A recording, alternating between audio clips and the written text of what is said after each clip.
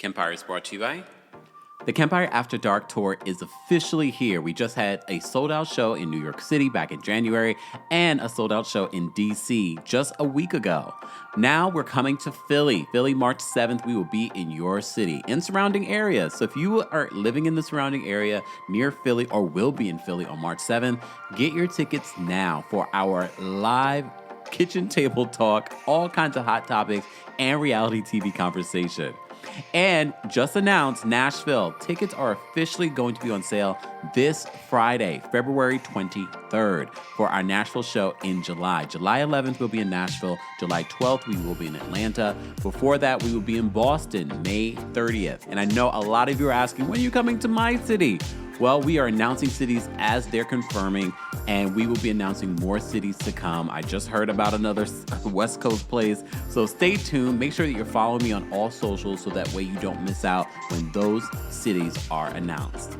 Again, I will see you guys in Philly March 7th. May 30th, I'll see you in Boston. July 11th, I'll see you in Nashville. Then July 12th, Atlanta, here we come. The Kempire After Dark Tour is officially here. You're listening to Kempire here on the Kempire Radio Network. Hey everyone, happy Sunday. Happy Sunday. Happy Sunday, everyone. Woo. Okay, enough of that. It's Sunday, it's too loud, it's too early. Oh my gosh. Guys, welcome back to the Kempire channel. We're live on YouTube. We're live on Facebook, the Kempire and Kempire Daily on Facebook. We're also live on Twitch, Twitter, and behind the scenes here on TikTok. Shout out to everyone watching on TikTok. I told you that I would watch the Wendy Williams documentary on Lifetime last night, and we watched it together on TikTok. We had a really great conversation about what we were watching at the time. I also told you on Twitter that I had to really prepare myself before watching this documentary because it is very intense. There are a lot of heavy topics that are being discussed here. And as you already know, Wendy's team, her care team, released the information this week that she has been diagnosed with frontotemporal dementia and aphasia. All right. And I said, I don't know if I trust this diagnosis. I don't know if the family even knew that they were going to come out with this information.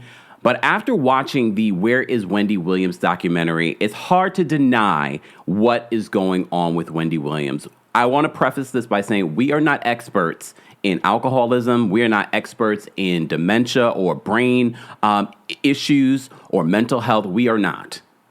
However, if you've had the experience, please feel free to share. Replay crew, please feel to share any experience that you have, because so many people in our TikTok chat last night said, my mother is going through this. My grandmother's going through this. I've gone through this in regards to alcoholism.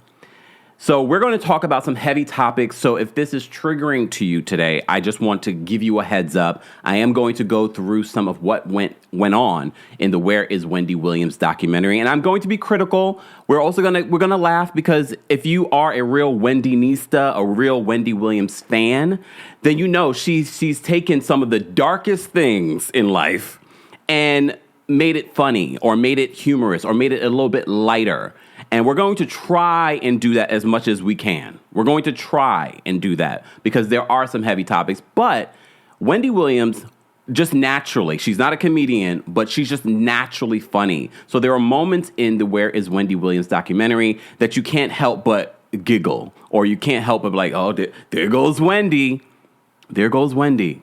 So we're going to talk all about that, and we will take some live callers today so you can share your thoughts on the Where is Wendy Williams documentary that aired. Part 1 aired last night. Part 2 will air tonight. Part 2. But they're broken up in like episodes, so it's like episode 1 and 2 last night, and then tonight will be like 3 and 4. We're going to talk all about it. We're going to break it down, but first, let's, do what we need to do. And be sure to like the video, guys. Be sure to share the video. And we will be uploading an audio version. So for those that want to take us on the go, listen to us in the car, you can hear all of that on the Kempire podcast. All right. And while you're there, don't forget to give us a 5-star rating on Apple Podcasts and on Spotify. Let's get into the Where is Wendy Williams, a Lifetime 2-part documentary. Welcome back to the Kempire channel, your number one source for pop culture news and music, entertainment, reality TV, and so much more. This is a special live show that we're doing here after watching part one of the Where is Wendy Williams documentary. And I have lots of thoughts, and I'm sure all of you have lots of thoughts as well.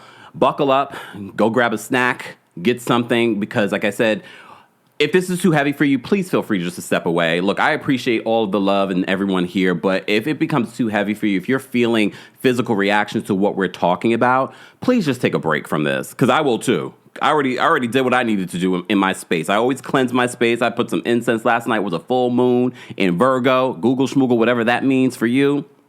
They say full moons are the time to release things. So I want to release any negative energy that might be surrounding the story.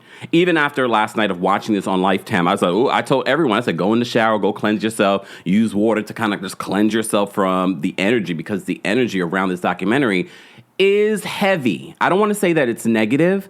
I want to say that it's heavy, because I don't want to say what she's going through is necessarily negative, because I think something positive can be learned from it, especially for ourselves. But before we even get into the documentary, if you follow me on TikTok, I posted this Dr. Terry on TikTok talked a little bit more about the diagnosis. As you know, when Alex Finney, Wendy's goddaughter and niece, was on The View, she was talking about this documentary and the family being pushed out of being even in contact with Wendy. She revealed that, she had just spoken to Wendy and that Wendy sounded great. But here's the thing. They can't call Wendy. They have not seen Wendy in months. And only time they can speak with Wendy is if Wendy calls them. Wendy, as you know, is under a guardianship, a financial and her well-being and her health guardianship. All right. Literally, The View, after they had Alex on there, they got a message from Wendy's care team confirming that she has been diagnosed with frontotemporal dementia and aphasia. So I wanted, before we get into this documentary, wanted to hear what Dr. Terry on TikTok had to say in regards to Wendy's diagnosis and what this means. It was hard to hear that Wendy Williams is suffering from frontotemporal dementia, the same kind that Bruce Willis is. She's only 59 years old. She had to stop production of her show 2 years ago because of her early signs of frontotemporal dementia, which was, in this case, aphasia. Now, aphasia is finding the right word, which we all have sometimes difficulty doing, but it can become constant and more difficult, and that is an early sign of a brain problem. Frontotemporal dementia has to do with the frontal part of the brain, this frontal lobe of the brain, which is the filter. That is also, think about someone who has alcohol. The more alcohol you drink, the more you shut down that filter. People who drink a lot of alcohol will say things they would never normally say in public. People with frontotemporal dementia will say things and do things that one would never do in public because that frontal lobe is not developed properly. It's just deteriorating over time from dementia. The reasons people get dementia are complex. We know some of them. We know that she suffered from addictions of cocaine and alcoholism. Both of those are an increased risk of dementia. Other things that can cause an increased risk of dementia include histories of depression, people who have poor diets, age, male sex. Those are other things. And even though there are certain things that we can do to decrease our risk of dementia, for example, a Mediterranean-style diet decreases your risk of dementia by those who adhere to it by as much as 53%. That's not zero. Still means people can still get it. It just means that we can reduce your risk of getting it. And we are going to hear more and more about dementia as time goes on. Now, some people will say it's all the statins being out there. Statins do not increase your risk of dementia. They actually decrease your risk of dementia. And specifically, they will decrease something called vascular dementia, which is what my mother suffered from. My mother, like Wendy Williams, had a fierce brain. And it is so hard seeing someone with that brilliant brain, that great intelligence, slowly lose it. Just for a few things, they estimate that she has about 12 to 13 years left of life, because that's what happens with that type of dementia. Vascular dementia, like my mother had, was about a 5-year course. Alzheimer's about a 12 to 14-year-old course. Why? What happens to the brain? the brain deteriorates so much that it actually loses its ability to do the executive functions involved in breathing, involved in heart rate, involved in all those things your body needs. And that's what ultimately people die from when they have dementia. So, horrible disease. We have 6.5 million people now who are suffering from it. It's going to only continue unless we have medical breakthroughs. But what you can do to help decrease your risk of this, can't decrease it to zero again, fruits, vegetables, Mediterranean-style diet, exercise, talking, social communications. Keep your brain active by learning new things and doing all that. That's the best you can do. And as soon as we have a medical breakthrough, I promise I will be on here immediately touting it. Until then, do the things that you can do. Eat well, live well, enjoy the life, use your brain. Thanks. If you like this, like, follow, share. Be sure to follow Dr. Terry Simpson on TikTok. I found that video yesterday and I shared it on my TikTok because I felt like it had so much valid information. But I already told you, for those that are just joining us, we're going to have a lot of serious triggering talk, but we're also going to have a little bit of a giggle because I think in honor of Wendy Williams, she would want us to take a serious situation and have a little bit of a giggle. Dr. Terry, what did you mean by male sex? Are you telling me I have a higher risk of dementia if I have... That stood out to me. I need to go talk to Dr. Terry. I'm a little concerned. Everything else I can work on when it comes to, acting the Mediterranean diet, the fruits, the vegetables, really learning something new. I was talking about this on TikTok last night. I said, I love when I travel because, especially a new place, when I went to Japan, I didn't know anything about where everything was or how their metro system worked. So that really activates your brain to kind of step outside of your comfort zone. They also say when your commute home, try and take a different way home. That also helps with the brain. But Dr. Terry, what did you mean by male sex? What does that mean? I'm going to have to send him a DM because I just need him to clarify what he meant by that. Because then okay. Oh, if you're male. Oh, damn. Look, damn. So, IB said you heard him. I think maybe he just meant if you are of the male sex. Maybe that's what he meant. I'm going to need him to clarify that, though, because, all right. Anyways, look, as I said to you guys before, I'm not an expert. Go follow experts. Shout out to everyone watching on TikTok. We appreciate you guys supporting. All right? Anyways. I say all that to say, I wanted to start this conversation off with that so that we have that information in our bag in regards to it. It's not a, what's the word? It's not a positive outlook for where Wendy Williams will go from here on out. But I think a lot of us, there have been rumors of Wendy having dementia for a couple of years now, even before we heard that she was diagnosed, because apparently she was diagnosed sometime last year. And if you watch the documentary, part 1 of the Lifetime Where is Wendy Williams documentary, then you saw clear signs. And look, we're not experts in dementia, but if you know anything about dementia, you could see it. You could see it. And I'm not going to fault her team right now. We will throughout the documentary. Just give me a moment. Because we have to remember, there are still a lot of people that will associate some of what she was doing and behaving without knowing that she has dementia. Oh, it's the alcohol, or it's just how she is, or she's being a diva. I can see them. I'm trying to give them grace. Not necessarily, understanding that this is dementia. I think us watching it back, we're like, her being the way that she's acting, it seems like clear dementia. Dementia can eventually become violent. Saying all that, so let's start at the top of this documentary. We're not going to go through every single nitty-gritty part of the documentary, even though I took a lot of notes this morning. I watched it again. So at the top of the documentary, Wendy comes and she's in her apartment. She sits down and she talks about not missing the daytime talk show. And then we get this little moment of, Wendy just naturally funny. She's like, now I can show my breath. And she's like, you want to see him? And she's like ready to pull him down. I'm like, oh my God, are they going to pull it? She does that. And then she asked Will, because she's like, I'm going to do a podcast. And I told you, if you've been following my coverage of Wendy and this podcast, I said, whoever is handling this podcast, Will, I don't know if obviously it's Will, clearly doesn't know what a podcast is. doesn't know how podcasts work, doesn't understand the business of podcasts from the promo. I already told her, like, what are you doing? She could start a podcast yesterday if she really wanted to start one. In this documentary, Will is like, well, we're waiting for the right deal. I mean, say what you want about Sean Zanotti, the publicist, we will. But she's like, maybe we should create a sizzle reel. And he's like, I don't want to create a sizzle reel if it might, stop a deal from happening. You, of all people, know that at this point, Wendy is not considered viable with all the rumors that were going on at the time about her health and her drinking and abuse.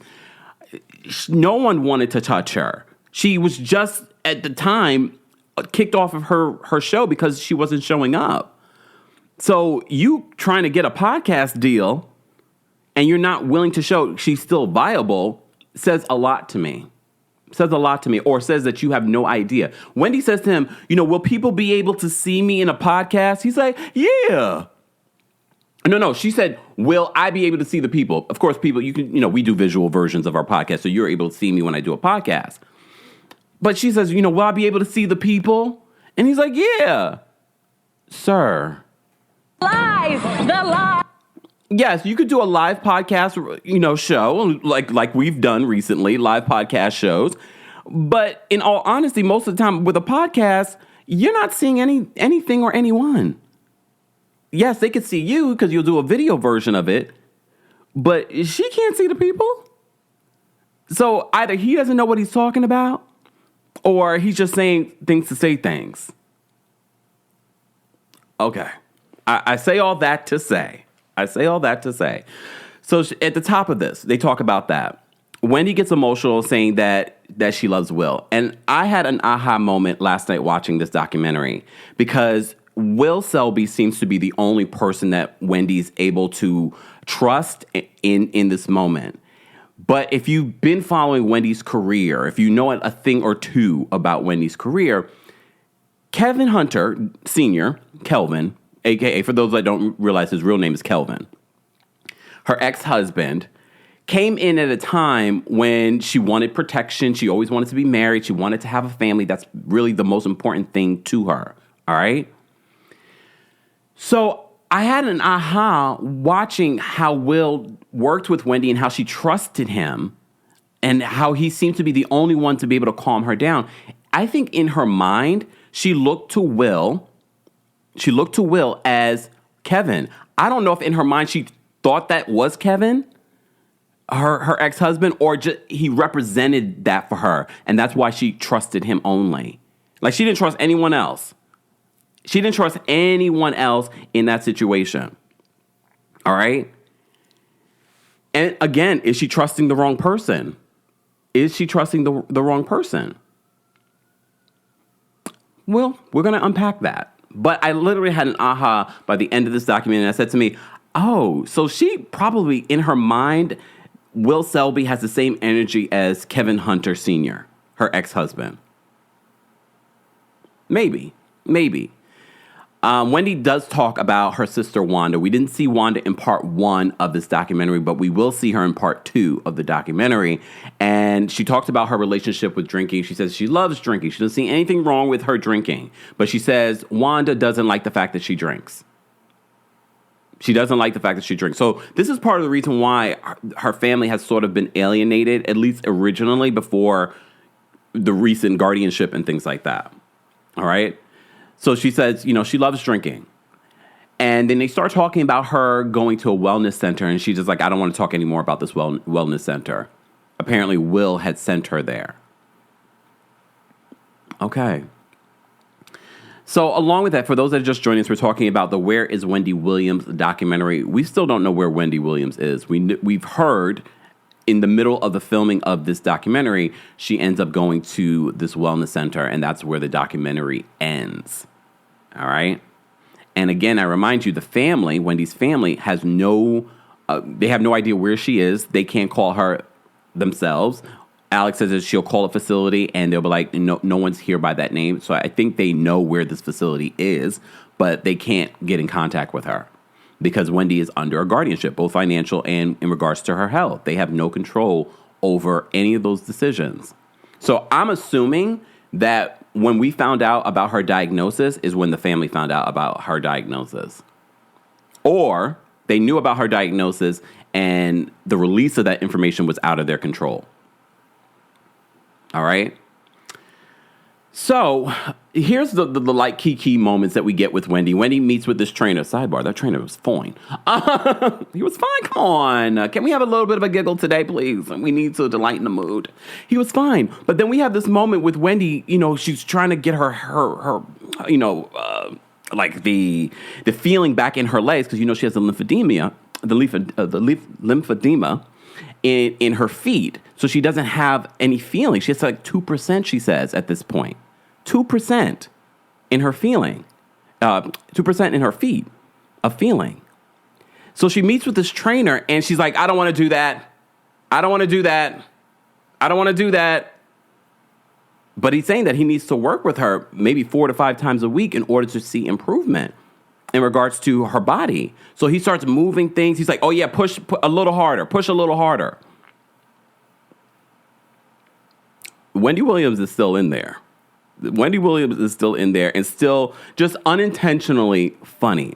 But we get DJ Booth. So there was a big, all kinds of rumors about DJ Booth and why he stopped working with Wendy. He had been working with Wendy on The Wendy Show for a very, very long time. And then during the pandemic, he ended up working, like he did everything for Wendy because Wendy didn't want anyone in her home. So he was there doing everything when she was filming from her home. And as you know, if you watched her during this time, during the pandemic, when she was filming from home, she didn't seem in the best. And look, if you remember the pandemic, a lot of you that went through the pandemic, a lot of people had struggles with addiction. A lot of people had struggles with their mental health, a lot of things. All right. So, of course, Wendy is like all of us. Wendy's like all of us, but it's a little bit different. She's working. She doesn't have her son. She doesn't have her ex-husband anymore. So she lived a very lonely life, but she still had to work. She still had to show up. But now she's in the house. She's in the house, meaning access to the alcohol and things like that. So who knows what was going on at the time? All right. I've heard things. I've heard from sources that actually, came through. So it wasn't the best environment for her. She probably did a lot better working from the studio. A lot of you said, I can't wait to get back to the office. All right. So DJ Booth talks about that time and he talks about how she didn't seem all there. He would randomly go there and check up on her. He really became her new Kevin Hunter Sr. He became her new ex-husband, really sort of like her protector. Here's the thing, and I hear Travis Finney, Alex's brother, Wendy's nephew, and I've heard a few people say this about Kevin Hunter, her ex-husband. A lot of people say that he was her protector. Half the battle was her actually getting to the studio. No, Kevin didn't help. Yes, he helped keep the brand going, but he did not help this situation at all. Because what she needed was rehab. What she needed was to deal with the alcohol. And what she didn't need was a husband that was cheating on her for 15 years. All right? For those that don't even realize this, Kevin, what happened to all the money? Because remember, Kevin was not just an executive producer of the Wendy Williams show. He was also her manager. So he got 20% of everything and probably more. He probably got more than that because he was probably paying himself. So in some way, I don't want to give Kevin more credit than he deserves. Because just because he propped her up to get her to entertain millions of people, for me, is not something that we should, praise him for, to be honest with you. Because what she needed was a focus on her mental health, a focus on her physical health. That's what's needed, not to be propped up, to be pushed out to entertain the masses. And look, at this point, Wendy needs to focus on that. And I know in her head, because that's all she had at the end, was her daytime talk show, was her work. She didn't have her husband. Her son wasn't really around because she was pushing him away. And I think if she had focused on that, we'd probably be talking about something very different. So as I mentioned as Dr. Terry mentioned in his video at the top of this live recap of the Where is Wendy Williams documentary, Originally, I was like, well, how excessive was the drinking? But we also have to remember Wendy had years of drug abuse that she opened up about. And in the documentary, they replay where she says, I was doing, the sugar booger, thing for 5 days a week. And the only time that she stopped was like a year before she decided to start having children.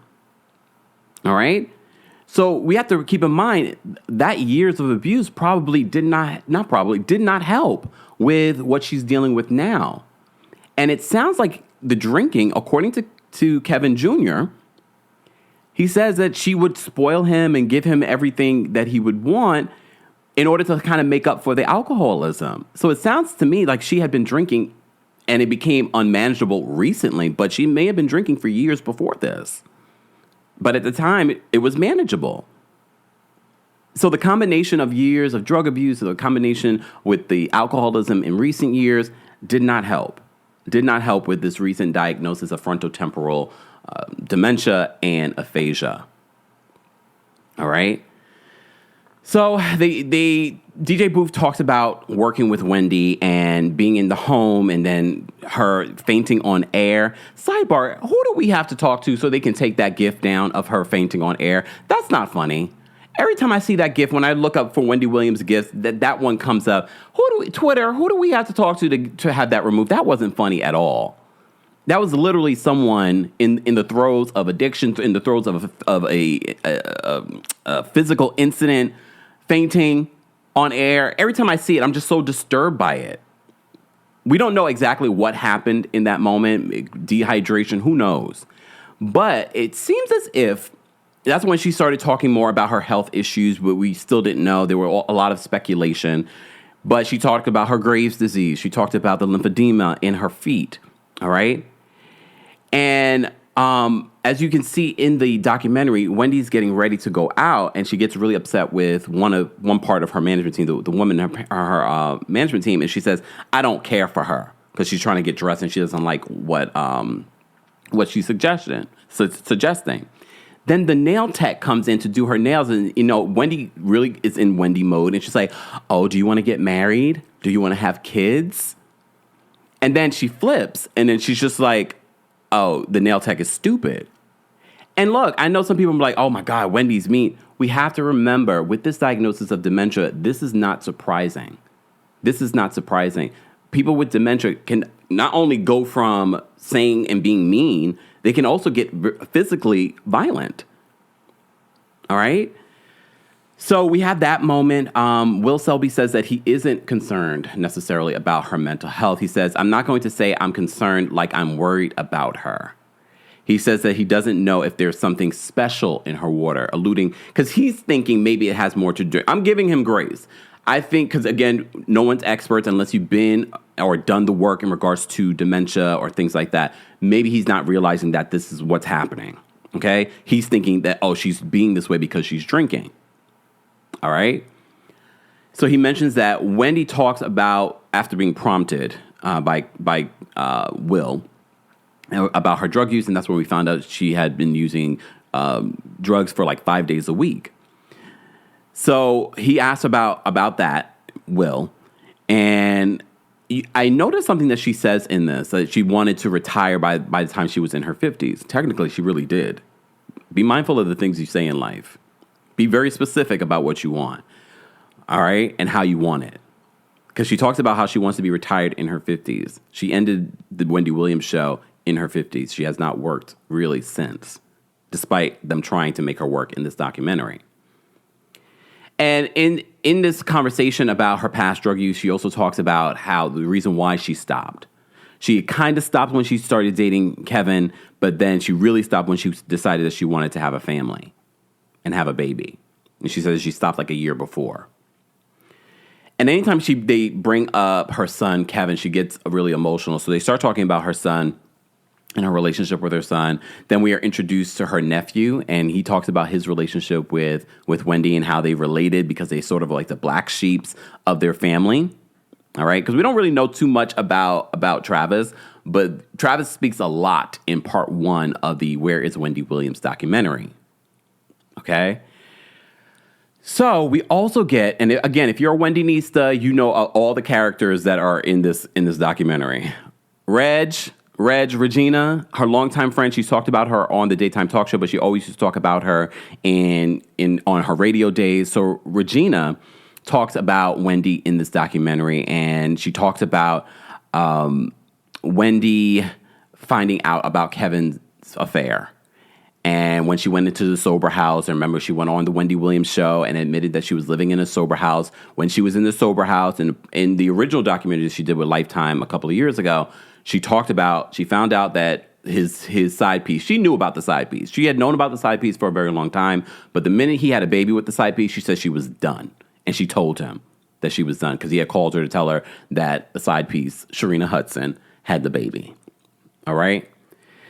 So they show Regina a clip from the Wendy Williams show, and Wendy talks about, and I completely forgot about this clip. I'm glad they played it, where she talked about her struggles with alcoholism. And Regina says, that's interesting because anytime they had conversations about it, Wendy didn't own up to being an alcoholic, which is in line with someone that's in the throes of alcoholism. All right. So again, this was a moment where the nephew, Travis Finney, talks about how, half the battle of Wendy doing the talk show was getting there. And that he said he's had his struggles with Kevin Sr., but he would get her to the studio instead of getting her the help that she needed. And I'm not saying that Kevin Hunter Sr. didn't try to get her help.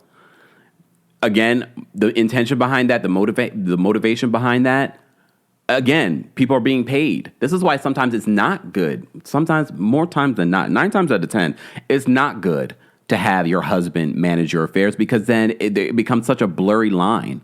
A blurry line at home talking about business, a blurry line when it comes to your finances, a blurry line when it comes to people's intentions. Blurry lines. So if you ever see me say my husband's my manager, say, Kempire, we warned you. No, I think those things need to be separate. So for those of you, if you came to the Kempire After Dark show and I says, I don't want to date someone that watches me. I don't need to date a fan. I'm just saying, no. Thank God majority of you are women. How you doing? But then, look, we have a mixed crowd. But look, I like to keep that separate. I don't want to talk about hot topics or Real Housewives in my personal life. I don't mind it here and there, but not every single day. Like, oh, what do you think about this hot? Boy, if you don't leave me alone, I don't want to talk about no damn hot topics. I want to talk about the traders. No. I want to talk about, the next place that we're going to travel to. I want to talk about tech. Just saying. So there's a thin line, and I can see how originally why Wendy thought this would be great to have her husband manage her. I can get that. I get that. Why she would want that. Because on some level, you're like no one's going to look out for you better than the person that you think loves you. But the minute you found out that he was cheating on you, living with a whole woman down the street in a whole other house, I would have got rid of him. But I still find it really interesting that Kelvin Hunter has no money left. Years of managing Wendy's career. You know how much money you can make in daytime talk? You know how much money you can make? So you tricked out all that money, Kelvin? You tricked out all that money? Kel says, get you a nice banker. I'm up. Look. Yes, get me a nice banker. Or someone with a trust fund. Yes, someone with a trust fund. I'm okay with either one. No, I like someone that works hard. I work hard. I can't be with someone that's lazy. You know what I mean? How did this become about me? It must be my Leo moon. Hey, Leos. Anyways, let me say thank you. Thank you guys so much for the super chats. Guys, don't forget, you can also support the channel by just liking the video, by sharing the video, by subscribing, checking out some of the other content. Here on the channel, we don't just talk about reality TV. We talk about everything in pop culture, like Wendy Williams. We covered Wendy quite a bit in the last few years, so be sure to check out some of the stories so you can get a full update, because we can't cover every single thing that we've talked about. Right now, we're talking about the Wendy Williams documentary that aired last night. Part 1 aired. Where is Wendy Williams on on Lifetime. Thank you, Yakini, for the super chat. Yakini says, when my grandmother's dementia advanced, she used to say some spicy things and read her loved ones to filth, too. We learned to love that new version of her. Oh, that's deep, Yakini. Thank you so much for sharing that. A lot of people, last night when we were watching this together on TikTok, were talking about their own family members that have been diagnosed with dementia. Sylvia, thank you so much for the super chat. Sylvia says, praying for Wendy. Most definitely. Most definitely, we all should pray for Wendy and not expect Wendy to return to what we are used to. We had many, many years of radio and television with Wendy. Based off this diagnosis, I just don't see Wendy returning in that capacity, and that's fine. That's fine. Joe, thank you so much for the super chat. Joe says, male sex, you can withhold that in perpetuity to decrease the risk. We believe in you. If you don't know Joe, y'all, he makes jokes. He meant of male sex, since sex can be a vigorous exercise. Okay. I might just have to deal with it, okay? I'm going to live my life. I'm going to live my life. Mama Allie, thank you so much. Shout out to our King's Guards that are holding us down in the chat. They're always here, and whenever I decide to go live, we don't normally necessarily go live, especially to cover a documentary, but when it's Wendy Williams, the queen of pop culture, then we have to, right? Mama Ali, thank you for the super chat. She says, good job and keep up the great work for all who are sober. Yes, no matter where you are in your journey, you're doing a great job. We're proud of you. I love this. Thank you, Mama Ali, for sharing. Yes, we are. Because, everyone has different vices and different addictions and things like that. And it's an everyday struggle. It's an everyday process. It's an everyday battle. All right. All right. Moving on, for those that are just joining us, we're talking about the Wendy Williams documentary. But I did want to let you guys know, if you are in the Philly area, I will be there for the Kempire After Dark, a live show, March 7th. Tickets are now on sale. More information is available in the description. So if you enjoy live shows like this, of course, I'm going to be in Philly, so we're going to have to talk about Wendy. We're going to have to talk about what's going on in reality television. We're going to have to talk about whatever the latest hot topics. Every single show is so different. The New York show versus the DC show was so different. Philly, I have an idea what I want to talk about, but you just never know. A lot can happen in the next week.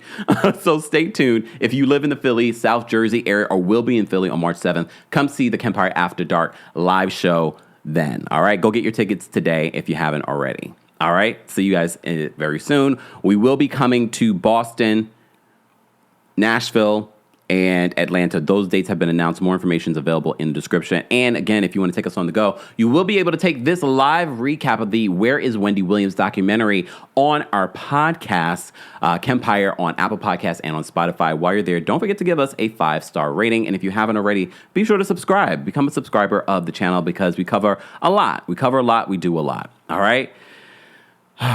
All right. Moving on. All right. So The documentary continues. Wendy gets emotional, as I said before, talking about her son. We have her nephew talking about it. Regina, her best friend, is talking about Wendy and the situation when she went to the sober house. She found out about Sharina Hudson and this baby. She says that Regina says that it was shocking that Wendy admitted to alcoholism in that clip. All right. Booth then talks about Wendy's lowest point. He talks about filming in the apartment with her. And he said that, according to reports, he doesn't get into the details. For some reason, he doesn't want to talk about her lowest point. But according to reports, this is when he went to the apartment and found Wendy unconscious, and she had to go to the hospital. Apparently, he called Kevin, her son, in order to get her to the hospital. Apparently, she had 3 blood transfusions. They said she almost died. All right, so Alex, her daughter, I always say her daughter, her goddaughter, her niece. However, she always looked at her as a daughter before she even had Kevin Jr. She always looked at as her daughter as a daughter. So I've slipped up a couple times in covering the story, referring to her as a daughter. I'm just going to say the daughter because that really is like her daughter. All right, and you're going to see more of her in part 2 of the documentary, and she's been on the promo trail promoting this documentary. As you also know, the legal guardian for Wendy she sued A&E Networks, the parent company of Lifetime, to stop this documentary. As you can see, that did not stop this documentary from happening. All right. So Alex talks about Wendy's mother, Shirley. As you remember, Wendy talked about Shirley all the time, and Alex gives us a better idea of how close she was with her mom. Apparently, she talked to her mom all the time, and Alex was watching Wendy on television, and she says that, before her grandmother died, she told her to always protect your mother. I mean, keep referring to her as a mother. I'm sure, Alex, if you see this, I'm sure Wendy was your mom in another life. Because I keep saying that. I'm sure that, I believe in stuff like that. That was your mom in another life, Wendy Williams. But Wendy's mom told Alex that you need to protect your aunt. Because they were watching her, and she's like, I can tell in her eyes. She felt like there was a dimming in her eyes. But she told her to always protect her aunt and always have her back. And that was like the last conversation that Alex had with her mom, Shirley. I don't know if you guys remember this. The day before Wendy's birthday was the last time that we saw her on television, July 16th, 2021. And that's when all the different reports of the Debmar Mercury weren't able to get in contact with her. All right. Kevin and Alex apparently had brought her down to Florida because she wasn't doing well here in New York. That's when we got that video footage where they were on the beach, both Kevin and Wendy. Apparently she was eating vegan. She wasn't drinking. She was doing better. She sounded really coherent. And this is what they've alleged. Yesterday, I saw our friends over at the Neighborhood Talk posted that Wendy's former attorney, before the legal guardianship, posted video footage that she had taken of Wendy when she was in Florida. All right. And I posted in the comment section, I get it. You want to prove a point that Wendy was better with the family.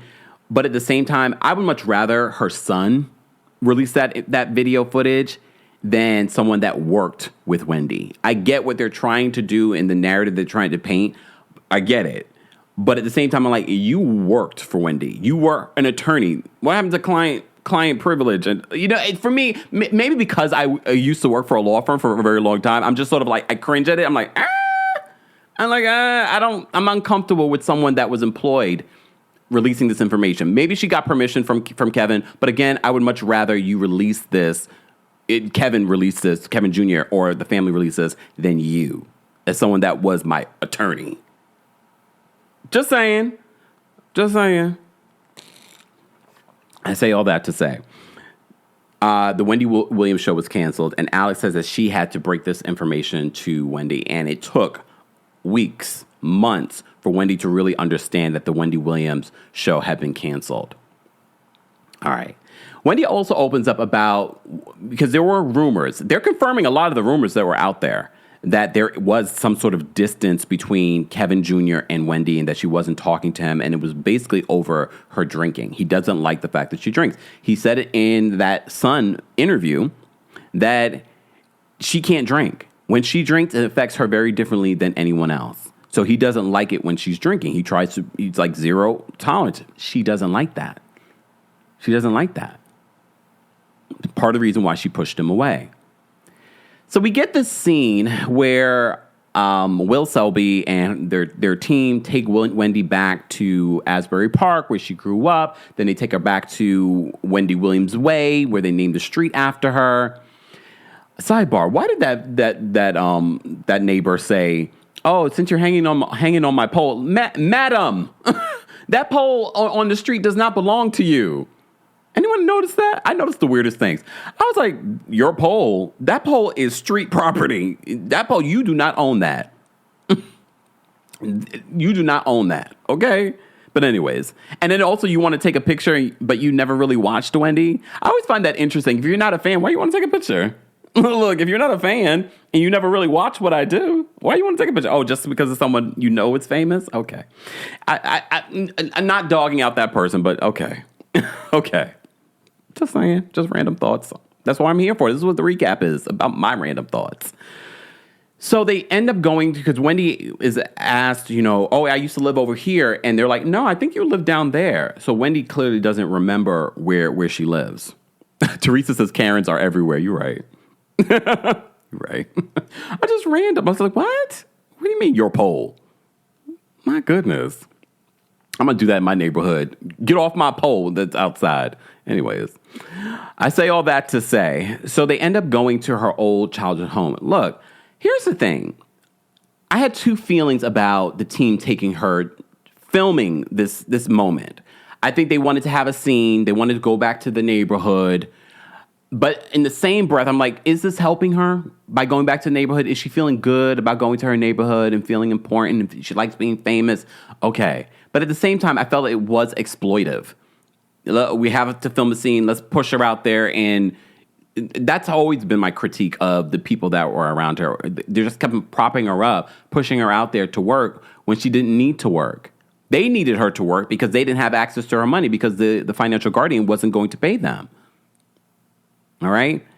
So she gets emotional sitting on the steps of where she grew up with Will. Weird. All right? So Will, we have another scene where Will goes and apparently he had pulled out cash. He opened up a separate account for her because they don't have access to the Wells Fargo account. And I told you guys on TikTok last night, it doesn't matter how much money you have. You should have more than one account. You should always have more than one account. Do I think Wells Fargo was wrong for freezing her accounts? I'm not going to say that they were wrong. I know originally when we reported on it, it felt suspicious because Wells Fargo, you don't have the best history. Okay? You do not have the best history, Wells Fargo. I say all that to say, though, I think suspicious activity was happening. But it's also a reminder, you should have more than one account. You should have more than one account. You should diversify your account. I believe your bank only covers you up to what, $250,000, right? Something like that, $250,000 per bank. But if you have millions of dollars, of course, you're not going to have, that many. But I'm surprised that she only had the Wells Fargo account. So Will comes in and he's like, why you have this cash here? Like it felt performative. Him coming in there, pulling out the cash, and then she takes the cash and she puts it in her robe. She's like, oh, I love this money. He's like, why haven't you put it in the bank? And this is when we found out that he opened up a separate bank account for her. And this is where we learn about the financial guardianship a little bit more in the Where is Wendy Williams documentary for those that are just joining us. Guys, if you haven't already, we have how many people? We got almost 3,000 of you here for our Wendy Williams recap. We appreciate it. Well, don't forget to like the video. It's an easy and free way of supporting the channel. Don't forget to subscribe. It helps support us as well because we don't just talk about Wendy Williams here. We talk about everything in pop culture. We will be live tomorrow to recap Real Housewives of Potomac and Married to Medicine. And I will be doing another recap of part 2 of the Where is Wendy Williams documentary. A busy day tomorrow. And we will be live tonight, hopefully, on TikTok to watch part 2. So if you don't follow me on TikTok, be sure to follow me there. Shout out to everyone watching on TikTok as well. All right. Honeybee on TikTok says, Wells Fargo is giving me a hard time regarding my dad's IRA, and I'm a beneficiary and executor. That's why I say I'm conflicted with the Wells Fargo of it all, because in one sense, I do feel like something may have tripped off the Wells Fargo freezing of the asset situation. But at the same time, were they overarching in regards to this? Who's benefiting from this? Who has access to this? I saw Sunny Hostin on The View says that, there is no incentive for the guardian to give this power away to the family. There's no incentive. They're getting paid. They're getting paid to keep her under this guardianship. They did have an attorney speak in this documentary saying that usually they always lean towards giving access of the, guardianship to the family. Like the family is the primary source, unless something is happening that makes it a little suspicious or not the right decision. But I still don't understand. I can understand them not giving the guardianship to Kevin Hunter Jr. We have to remember, I need us to give Kevin Hunter Jr. grace. Kevin is 21 at the time of all this happening. 21. He also had been spoiled by not spoiled. I don't want to say spoiled. His mother gave him, he grew up a rich kid. He didn't grow up like some of us. Look. Yeah, he grew up with money. He grew up with money. So I'm not going to say that he needs to change his lifestyle to live like a pauper. Okay? I'm not going to say that. But Kevin, $120,000 party, but he says that his mother approved all these things. And also what he was spending was because his mother lives a certain way. She has a certain diet. She likes to do certain things. Okay? She even says it in the documentary. Wendy even says it in the documentary.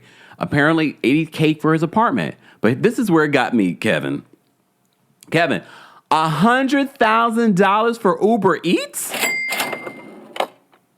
$100,000 for Uber Eats? I know those Uber Eats charges are up there, but $100,000? But what was he feeding? Not just himself, but also Wendy when she was down there with him? Possible. She's probably asking for caviar.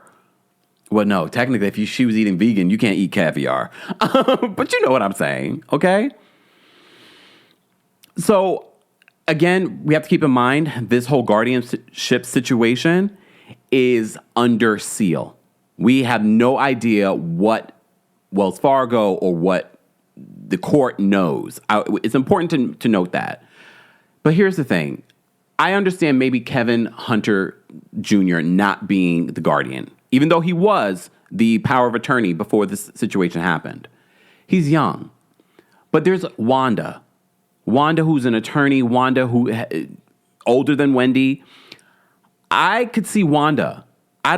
We don't know Wanda from a can of paint. But based on what we've seen of Wanda, how she raised Alex, who we see in the documentary, I don't see why Wanda couldn't do it. I understand why Tommy Jr. No. We get to see little Tommy in this. I can understand maybe not Tommy. I can understand. But even if it was Tommy, I don't think that Tommy would... I don't think that he would necessarily abuse the situation. But still, we have Wanda. We don't need Tommy when we have Wanda. I just don't understand why the family has been pushed out of this situation completely. And they've said they don't even care about the money part. It's her health and well-being. They have no jurisdiction over that either now. All right? All right. I say all that to say, all right. Again, the attorney speaks out in regards to usually the preference goes to the family. Kevin believes that his mom has pushed him away because he doesn't want his mom drinking. But I don't understand why a court would hold that against Kevin. Clearly, she has a problem with addiction. All right? So Will has this scene, and he's calling out Wendy's drinking. He pulls out a bottle. It feels very performative, some of these scenes with Will. It's like he's just doing things for a moment, trying to create content for... At the time, it wasn't a documentary about guardianship. It wasn't a documentary. It was supposed to be her climb to be coming back to a podcast. All right? But he's calling out the drinking. He's pointing it out. Wendy says she doesn't want to stop drinking. She says, everyone drinks. Why do I need to stop? All right? Kevin believes that his mom was always very generous with him because of her drinking. So that, for me, when he mentions that, made me go, oh, so she's been drinking for a long time. And I think it's just starting to show, and we don't know how excessive she's been drinking. So apparently it's been a problem. God only knows for how long. All right. So they have a conversation. So Wendy and Will meet with Sean Zanotti, the publicist. For those that are just joining us, we're talking about the Wendy Williams documentary, Where is Wendy Williams? We get this scene with Sean Zanotti. All right, Sean Zanotti, you may have seen, we reported on statements that she's released. She's a part of the team. She's Wendy Williams' publicist. Sean, this does not help. This does not make you look good at all, girl. And you are a publicist. All right, you are a publicist. This does not make you look good at all. So they have a meeting to talk about a podcast. We told you, ain't no podcast happening. Will, you don't know what you're doing when it comes to a podcast. He's telling Sean, oh, I don't want to do it as a sizzle reel. I don't want to ruin any possibility of her getting an exclusive deal. At this point, if Will doesn't know, we are on the outside of the situation. You see everything because you're there with her. You still think that she can get a podcast? We knew very little on the outside. You think that she's going to get a special deal to get a podcast when her show has been canceled because allegedly she wasn't viable to show up to do the daily daytime talk show. You think someone's going to invest money in someone they right now, word on the street, she's not viable, you are delusional. You're Delulu. But Sean was like, well, maybe we should do a sizzle reel and things like that. All right. Is she ready to do a podcast? So Will says, because the production asked him, do you think she's ready to do a podcast? So he turns it on production. He's like, do you think she's ready to do a podcast? There's silence. Apparently they're nodding their head. We don't know if they're nodding their head like up and down or side to side. Apparently they were like, oh, well, maybe. He said he doesn't understand the doubt in Wendy doing a podcast. How could she not be ready, Will Selby says. Is he watching the same thing that we're watching? Then they end up going out to dinner. You remember seeing those. That's when we found out. Okay, that she was filming something, or maybe a reality show. We didn't know what it was. We didn't know what it was she was filming. So she goes to Scotto's, okay, to have dinner, and this is where she gets emotional, talking to Will, saying that I don't have anyone. No one wants to be my friend. Sean is there as well. Sean Zanotti, the publicist. All right. We then have this scene with Sean and Wendy. All right. And she says to Sean, and again, I'm giving Wendy grace because it's very clear what we're seeing here. It is a woman that is struggling with mental health and dementia. Because she says to Sean, she says, you need liposuction. She's like, I like the hair and everything, but you need liposuction. Again, Dr. Terry, at the top of this show, Dr. Terry Simpson explains to you what is happening with someone with frontotemporal dementia. The front part of your brain that is your filter is now being unfiltered. And we already know Wendy was already unfiltered. So can you imagine? Production asked Sean, how are you feeling after, Wendy and what she was saying to you? She's like, oh, I have thick skin. Okay. All right. Wendy then goes off on Will and says that he's preventing her from drinking. So, Sean, this is where you lose all of us. I'm going to speak for the rest of us. Sean says, in regards to Wendy's drinking, she knows her limits. Sean, more than even Will Selby, felt more sus and as an enabler than anyone else in this documentary. And she's the publicist. I don't know if she even does she represent other people? I haven't even Googled schmoogled. Do we know who else Sean represents, or did she just claim to be a publicist? Because I know a couple people just claim to be publicists and don't have clients, and they're not actually publicists. Just saying. She says Wendy knows her limits. She lost me there because it only gets worse.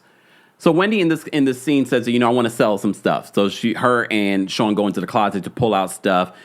Again, when they go into the closet, you're seeing Wendy she's having an episode. You can tell that Wendy is having some sort of episode. She's very angry. She's very, very, very angry. Sorry, y'all. I didn't mean to pull that. I'm trying to find my photos here. Hold on, y'all. There we go. She's clearly very, very, very angry in these moments during the the scene with Sean. She's telling Sean to fix what she did. So clearly, when they end up leaving the house to go out to find this, the vape thing stuff. So she wants to go get that, but then she also wants to drive by the Wendy Williams show. But she also says, the Sherry Shepherd show. So there's still some clarity, understanding that that's no longer her show. Because she does mention the Sherry Shepherd show. She wants to drive past there. But then she sends Sean into this place to go get her vape pen. And she's clearly having an episode that day. You see earlier in the day, she's not in the best space. She's clearly not in the best space in regards to this. All right? You can clearly see that she's having some sort of episode. She's very agitated. So when they go out, they speak to the driver, and the driver says he's noticed that she's losing memories. He says that she's not as nice as she used to be, when he first started working with her. Again, we have to keep in mind that a lot of these folks may not even know what dementia looks like and why she might be like this. They might be excusing the fact that maybe she's drinking and that's why she's being so mean. All right? And it could be a combination of both. So she's sending Sean back in, and she's being very angry with Sean. And then at one point, at the end of this scene, she apologizes to Sean. All right? Here's the thing, though. She keeps saying that she wants to go past the Wendy Williams show, even though they went past it. So the driver says that he feels like she's losing memories. Sean says she doesn't think anything's going on with Wendy's health. Sean Zanotti, the publicist, she doesn't think anything's going on with Wendy's health. She says she isn't worried about Wendy's drinking. Although Will Selby, the manager, says that he is concerned a little bit about the drinking. He's trying to prevent her from drinking. He's throwing out drinks. All right, when they went out to eat at Scotto's, he's telling the waiter, don't bring her anything to drink. Bring her a mocktail. So on some level, Will Selby thinks that there's a problem. But Sean, the publicist, doesn't think anything's going on with Wendy's health. She isn't worried about Wendy's drinking. She knows how to control herself. These are Sean Zanotti's words. She knows how to control herself. Girl. For me, she was like the worst part of the documentary. I was like, this is what Alex was talking about. You may have seen a preview of part 2 of this documentary, Where is Wendy Williams, where Alex, her niece, is like, who are these enablers that are around her? And she gets an attitude with Sean when she meets Sean at the apartment. She's like, there's everyone around, yes people. All right? So towards the end of this first part of the documentary, production finds that Wendy's health is worsening. We have the scene of Will going to Wendy's room, trying to wake her up. He's like, get up. He's speaking very harshly with her. All right? He's like, get up. To get up to do what, Will? Why are we pushing her out there? And I know he probably would be like, well, she likes being busy. This will help her. It's not helping her. She didn't want to get out of bed. Half of his management team went there, found the place was in disarray. She was supposed to meet with the people to sell her clothes. The cat's food was everywhere. The cats were throwing up everywhere.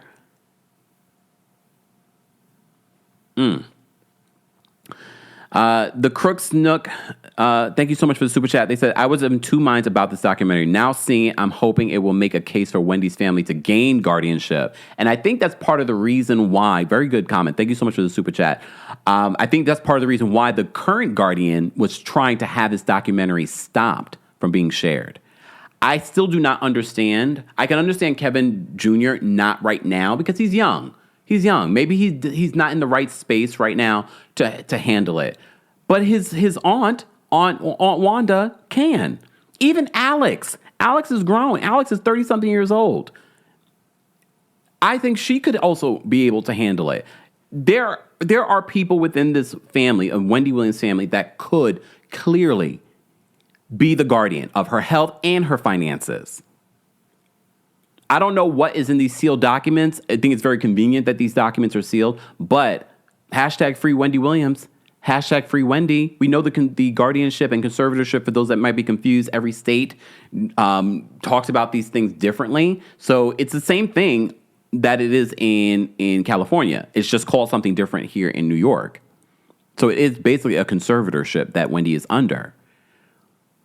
The difference, Britney Spears was under the conservatorship of her father for many, many years. And he abused that, allegedly. I don't know if I should have to say allegedly at this point. It's been said in court. So I don't understand why someone in Wendy's family couldn't do this. All right? Bruce Willis. So when we first reported on the diagnosis that Wendy Williams had been diagnosed with frontotemporal dementia and aphasia, it was the same diagnosis as Bruce Willis. And a lot of people said, so why haven't we seen anything similar to Bruce Willis? Here's the difference. Bruce Willis has an extended family. Even his ex-wife, Demi Moore, is there helping support him through this. So he has proper people in place. He has a proper team in place. And that's why.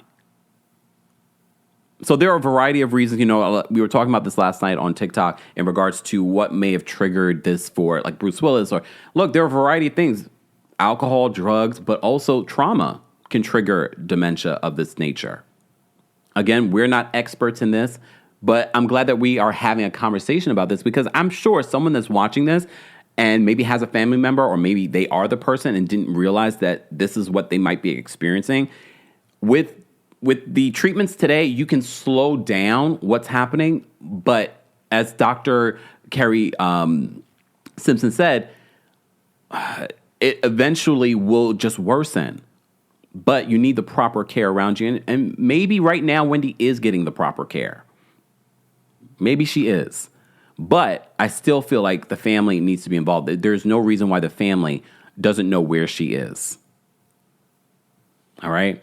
Critic Chronicle says that when you are famous, there are vultures waiting to take advantage of you. This is why it's important to foster relationships in your life. You can have fame, you can have money, but if you have no one to share that life with, or no one around you that's authentic and truly values you, it's not worth it. It's not worth it. And Wendy Williams is a clear example of that. And she reported on people with with this type of stuff around her. Remember when we were talking about the with the Whitney Houston reality show being Bobby Brown?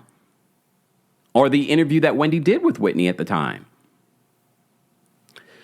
It's very, very, very sad. It's very, very sad. But as always, if you're a member of the channel, I'm going to drop the call-in link so that you guys can call in with quick thoughts on the Wendy Williams documentary. We're not going to be able to get to everyone because we have over 3,200 and something of you watching on YouTube alone. Thank you, thank you, thank you. Shout out to everyone watching on Facebook, Twitch, and Twitter. We appreciate that. Shout out to all of you watching behind the scenes here on TikTok. Thank you all for being here. All right. The Honorable Court says Bruce Willis also had a very different social presence. Yeah. He was also a movie star. He wasn't commenting on pop culture every single day. He wasn't out in the public every single day. I think there's a combination of reasons why he's been better protected. He has a lot more people behind him. All right. Hey, Rachel. Rachel says, Kempire, the first 2 episodes weighed so heavy on me. It's a heavy conversation. It's a heavy topic. But as I said to you before, I think after watching it, these little light moments with Wendy, because she's just naturally funny, really kind of helped make it a little bit easier to watch. But I'm telling you, watching it for the second time, I was just like, yeah, you tear up a little bit because you remember who she once was. And with this diagnosis, you know that that person is never going to be the same. Never going to be the same. But what we can do as a public, #free Wendy Williams, is get the family the access that they need in order to help support and spend these last few, who know how many years. We all, look, at this point in our lives, look, let's be honest, let's have the conversation. Look, after a certain age, you are in the last point of your life. Look, you're in the last point of your life. I think the family should have as much access to her in this point of her life. She needs that support. The love of family, the love of people that truly value you around you can only help her. It's not going to hinder her, especially her son. All right, let me drop the call-in link for our members. I'm dropping the call-in link on the community tab here on YouTube. For those that are listening to this, we're not going to include the callers. Again, if you want to hear the callers, be sure to head on over to our YouTube page, or you can also watch this on Facebook as well, TheKempire and Kempire Daily on Facebook. All right, members, we dropped the call-in link for you guys. I will give members a minute to share their thoughts. For those that are in the live chat, we have 3,000 of you in here. Let's get to 1,200 likes. Liking the video is an easy and free way of supporting not just my channel, but other channels as well. Don't forget, guys, if you are new to the channel, we cover every single thing in pop culture, from the hottest topics to reality television. I saw that both Simon Gobadia and Portia Williams have been acting up on social media. Portia, you thought by blocking me, I would never see it. I don't get what they're doing on social media. I don't get the back and forth. It doesn't make sense to me. They're divorcing. Who cares? At this point, I'm waiting for season 16 to see how it all plays out. But knowing Simon Gobadia, he's very messy. So, okay, Simon. Look, okay, Simon. All right. Members, we dropped the call-in link for you. Tonight is part 2. Well, technically episode 3 and 4 of the Where is Wendy Williams documentary. We were just talking a little bit about some of what we discovered in this documentary. If you saw the original documentary that Wendy did with Lifetime, apparently Wendy had a 3-picture deal with Lifetime. I think, when Alex confirmed this on The View, that this completes her partnership with Lifetime in this 3-picture deal. I think a lot of people were uncomfortable with this documentary coming out. She's an executive producer, Wendy Williams. So a lot of people were like, was she in her right mind doing this documentary? Who knows? Who knows? What we do know is that there's a lot that that unfolded in the last year, 2 years while this was being filmed. Okay? All right. Let me switch out this so that we can get to some callers. Okay? Again, guys, don't forget, for those that will be in the Philly area, we will be in Philly. I will see you guys on March 7th. We're bringing the Kempire After Dark tour there. That's where we will have conversations very much like the Wendy Williams doc. We'll talk about that. We'll talk about whatever's the latest and hot topics, including Real Housewives of Beverly Hills, Real Housewives of Miami, Real Housewives of Potomac, Married to Medicine, and so much more. Be sure to get your tickets for our Philly show. Less than 2 weeks away, y'all. Ticket information is available in the description. And don't forget Boston. We're coming to you on May 30th. We will be in Nashville on July 11th. Then we'll be in Atlanta the next day on July 12th. Tickets are now available there. Thanks for tuning into Kempire here on the Kempire Radio Network. The Kempire Radio Network is available on Apple Podcasts, Spotify, and plenty of other places. But don't forget to give us a 5-star rating on both Apple Podcasts and on Spotify because it matters. Thanks to everyone that has already given us a 5-star review. We appreciate your support. And don't forget to subscribe to the Kempire Radio YouTube channel, the backup channel for Kempire. And that's where you can also see visual versions of special episodes that won't be available anywhere else.